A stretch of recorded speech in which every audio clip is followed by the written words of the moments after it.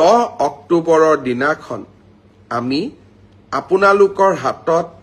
যোগ্যজনৰ হাতত নিয়োগ পত্ৰ তুলি দিবলৈ প্ৰচেষ্টা কৰিম 10 অক্টোবৰৰ দিনটোতে আমি post graduate teacher graduate teacher LP ME শিক্ষক আৰু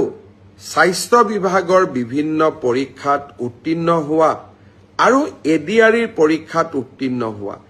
এই আটাইসকলকে একেলগে খানাপাৰা ফিল্ডলৈ মাতি আনি আমি নিযুক্তি পত্ৰ আগবঢ়াম মোক কোনোবাই সুধি থাকে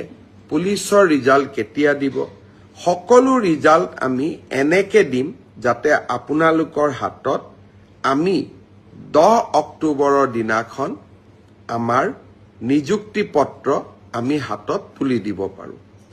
বহুতে মোক সুধিছে যে ADREৰ নতুন এডভাৰটাইজ কেতিয়া হ'ব পুলিচৰ নতুন এডভাৰটাইজ কেতিয়া হ'ব মই আশা কৰো অক্টোবৰ মাহত নিযুক্তি পত্ৰ দিয়াৰ পিছতেই